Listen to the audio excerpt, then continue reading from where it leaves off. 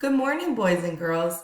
Today we will be continuing to read Walk Two Moons by Sharon Creech, and we are on week 2, day 1. We will be reading chapters 9 and 10. First, let's go over our vocabulary. The first word is potential. Po-ten-chol. Potential. Potential is an adjective and it means possible. Phoebe and Sal keep calling the boy the potential lunatic. This means that they think he's possibly crazy. I can also say, tomorrow there is the potential for snow. You can add ly to potential and make it an adverb, potentially.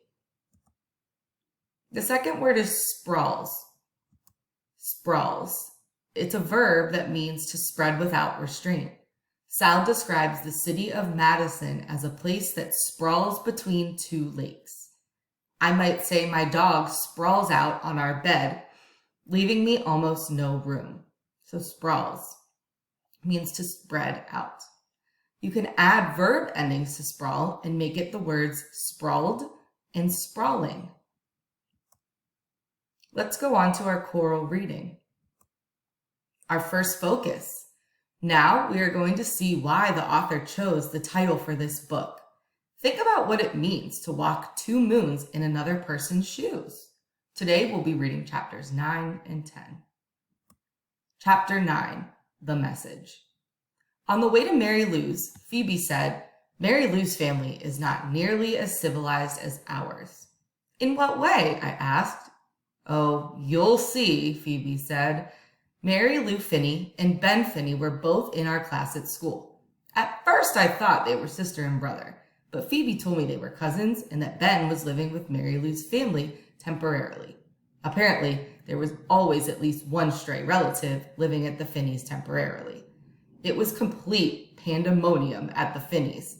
Mary Lou had an older sister and 3 brothers. In addition, there were her parents and Ben. There were footballs and basketballs lying all over the place, and boys sliding down the banister and leaping over tables and talking with their mouths full and interrupting everyone with endless questions. Phoebe took one look around and whispered to me, "Mary Lou's parents do not seem to have much control over things." Phoebe could sound a bit prissy sometimes. Mr. Finney was lying in the bathtub with all his clothes on, reading a book. From Mary Lou's bedroom window, I saw Mrs. Finney lying on top of the garage with a pillow under her head. "What's she doing?" I asked. Mary Lou peered out the window. "King of Kings, she's taking a nap." When Mr. Finney got out of the bathtub, he went out in the backyard and tossed a football around with Dennis and Dougie, 2 of Mary Lou's brothers. Mr. Finney shouted, "Over here," and "That-a-way," and "Way to go." The previous weekend, we had a school sports day. Parents were watching their children show off, and there were even some events for the parents too, such as the 3-legged race and pass the grapefruit. My father could not come, but Mary Lou's parents were there, and so were Phoebe's. Phoebe had said, "The games are a little childish sometimes, which is why my parents don't usually participate." Her parents stood on the sidelines while Mr. and Mrs. Finney ran around shouting, "Over here," and "Way to go." In the 3-legged race, the Finneys kept falling over. Phoebe said, "I wonder if Mary Lou is embarrassed because of the way her parents are acting." I didn't think it was embarrassing. I thought it was nice, but I didn't say so to Phoebe. I think that deep down, Phoebe thought it was nice too, and she wished her own parents would act more like the Finneys. She couldn't admit this, though, and in a way, I liked this about Phoebe, that she tried to defend her family. On the day that Phoebe and I met the potential lunatic and then went over to Mary Lou's, a couple other peculiar things happened. We were sitting on the floor of Mary Lou's room, and Phoebe was telling Mary Lou about the mysterious potential lunatic. Mary Lou's brothers, Dennis, Doug, and Tommy, kept dashing in and out of the room, leaping on the bed and squirting us with squirt guns. Mary Lou's cousin Ben was lying on her bed, staring at me with his black eyes. They looked like 2 sparkly black discs set into big round sockets. His dark eyelashes were long and feathery, casting shadows on his cheeks. I like your hair, he said to me. Can you sit on it? Yes, if I want. Ben picked up a piece of paper from Mary Lou's desk, lay back down on the bed, and drew a picture of a lizard-like creature with long black hair that, as it ran down the lizard's back and under its bottom, became a chair with legs. Underneath this, Ben had written, "Salamander sitting on her hair." Very amusing, Phoebe said. She left the room, and Mary Lou followed her. I turned around to hand the drawing back to Ben, just as he leaned forward and mashed his lips into my collarbone. His lips rested there a moment. My nose was pressed into his hair, which smelled like grapefruit. Then he rolled off the bed, grabbed the drawing, and dashed out of the room. Did he actually kiss my collarbone? And if he did, why did he do that? Was the kiss supposed to land somewhere else, like on my mouth, for example? That was a chilling thought. Had I imagined it? Maybe he merely brushed against me as he was rolling off the bed. On the way home from Mary Lou's that day, Phoebe said, "Wasn't it, loud there?" I didn't mind, I said. I was thinking of something my father once said to my mother. "We'll fill the house up with children. We'll fill it right up to the brim." But they hadn't filled it up. It was just me and them. And then it was just me and my father. When we got back to Phoebe's house, her mother was lying on the couch, dabbing at her eyes with a tissue. "Is something wrong?" Phoebe asked. "Oh, no," Mrs. Winterbottom said. "Nothing's wrong." Then Phoebe told her mother about the potential lunatic who had come to the house earlier. This news upset Mrs. Winterbottom. She wanted to know exactly what he had said and what Phoebe said and what he looked like and how he acted and how Phoebe acted, on and on. At last, Mrs. Winterbottom said, "I think we better not mention this to your father." She reached forward as if to hug Phoebe, but Phoebe pulled away. Later, Phoebe said, "That's odd.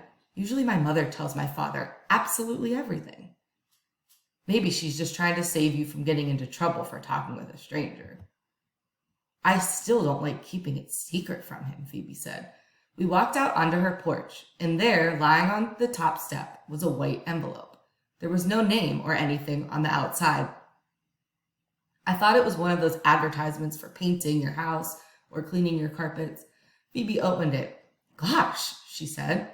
Inside was a small piece of blue paper, and on it was printed this message: "Don't judge a man until you've walked 2 moons in his moccasins." What an odd thing, Phoebe said. When Phoebe showed the message to her mother, Mrs. Winterbottom clutched at her collar. "Who could it be for?" Mrs. Winterbottom asked. Mr. Winterbottom came in the back door, carrying his golf clubs. "Look, George," Mrs. Winterbottom said. "Who could this be for?" I couldn't say, really," Mr. Winterbottom said. "But George, why would someone send us that message?" "I couldn't say, Norma. Maybe it isn't for us." "Not for us," Mrs. Winterbottom said, "but it was on our steps." "Really, Norma, it could be for anyone. Maybe it's for Prudence or Phoebe." "Phoebe?" Mrs. Winterbottom asked. "Is it for you?" "For me?" Phoebe said. "I don't think so." "Well, who is it for?" Mrs. Winterbottom said. She was awfully worried. I believe she thought it came from the potential lunatic. Chapter 10. Huzza Huzza. I had just finished telling Gram and Gramps about the mysterious message when Gramps pulled off the freeway. He said he was tired of chewing up the road, and the white lines down the middle of the highway were starting to wiggle. As he drove into Madison, Wisconsin, Gram said, "I feel a little sorry for Mrs. Winterbottom. She doesn't sound very happy." "They all sound screwy if you ask me," Gramps said. "Being a mother is like trying to hold a wolf by the ears," Gram said. "If you have 3 or 4 or more chickabiddies, you're dancing on a hot griddle all the time. You don't have time to think about anything else.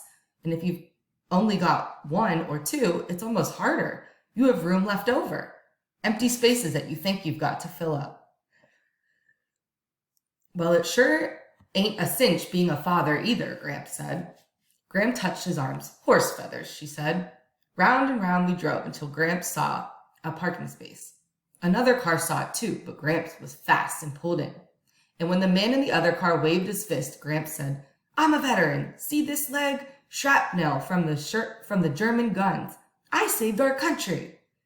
We did not have the correct change for the parking meter, so Gramps wrote a long note about how he was a visitor from Bybanks, Kentucky, and he was a World War II veteran with German shrapnel in his leg, and he kindly appreciated the members of the fair city of Madison allowing him to park in this space, even though he did not have the correct change for the meter.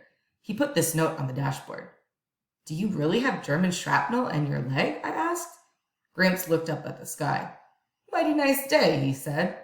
The shrapnel was imaginary. Sometimes I am a little slow to figure these things out. My father once said I was as gullible as a fish. I thought he said edible. Thought he meant I was tasty. The city of Madison sprawls between two lakes, like Lake Mendota and Lake Monona. And dribbling out of these are other piddly lakes. It seemed as if the whole city was on vacation, with people riding around on their bikes and walking along the lakes and feeding the ducks and eating and canoeing and windsurfing. I'd never seen anything like it. Graham kept saying, "Huzza, huzza." There's a part of the city where no cars can go, and thousands of people stroll around eating ice cream. We went into Ella's Kosher Deli, an ice cream parlor, and ate pastrami sandwiches and kosher dill pickles, followed by raspberry ice cream. After we walked around some more, we were hungry again, and so we had lemon tea and blueberry muffins at the Steep and Brew. All the while I heard the whispers, "Rush, hurry, rush." Graham and Gramps moved so slowly. "Shouldn't we go now?" I kept asking, but Graham would say, "Huzza, huzza," and Gramps would say, "We'll go soon, chickabiddy, soon." "Don't you want to send any postcards?" Graham asked. "No, I do not." "Not even to your daddy?" "No." There was a good reason for this. All along her trip, my mother had sent me postcards. She wrote, "Here I am in the Badlands, missing you terribly," and "This is Mount Rushmore, but I don't see any presidents' faces. I only see yours." The last postcard arrived 2 days after we found out she wasn't coming back. It was from Coeur d'Alene, Idaho. On the front was a picture of a beautiful blue lake surrounded by tall evergreens. On the back she had written, "Tomorrow I'll be in Lewiston. I love you, my Salamanca tree." At last Gramps said, "I sure hate getting back on the road, but time's a-wastin'." Yes, I thought, yes. Gramps settled back for a nap while I said a few thousand more prayers. The next thing I knew, Gramps was pulling off the road again. "Looky here," he said, "the Wisconsin Dells." He drove into a vast parking area and said, "Why don't you two go look around? I'm going to get a little shut-eye." Graham and I poked our noses in an old fort and then sat on the grass watching a group of Native Americans dance and beat drums. My mother had not liked the term Native Americans. She thought it sounded primitive and stiff. She said, "My great-grandmother was a Seneca Indian, and I'm proud of it." She wasn't a Seneca Native American. Indian sounds much more brave and elegant. In school, our teacher told us we had to say Native American, but I agreed with my mother. Indian sounded much better. My mother and I liked this Indianness in our background. She said it made us appreciate the gifts of nature. It made us closer to the land. I lay back and closed my eyes, listening to the drums beat. Rush, rush, rush. And the dancers chant, "Hurry, hurry, hurry." Someone was jingling bells too, and for a moment I thought of Christmas and sleigh bells. When I opened my eyes again, Graham was gone. I glanced around, trying to remember where we had parked the car. I looked through the crowd, back at the trees, over the concession stand. They've gone, I thought. They've left me. I pushed through the people. The crowd was clapping. The drums were beating. I was all turned around and could not remember which way we had come. There were 3 signs indicating different parking areas. The drums thundered. I pushed further into the crowd of people who were now clapping louder, in time with the drums. The Indians had formed 2 circles, one inside the other, and were hopping up and down. The men danced in the outer circle and wore feather headdresses and short leather aprons. On their feet were moccasins, and I thought again about Phoebe's message. Don't judge a man until you've walked 2 moons in his moccasins. Inside the circle of men, the women in long dresses and ropes of beads had joined arms and were dancing around one older woman who was wearing a regular cotton dress. On her head was an enormous headdress, which had slipped down over her forehead. I looked closer. The woman in the center was hopping up and down. On her feet were flat, white shoes. In the space between drum beats, I heard her say, "Huzza, huzza."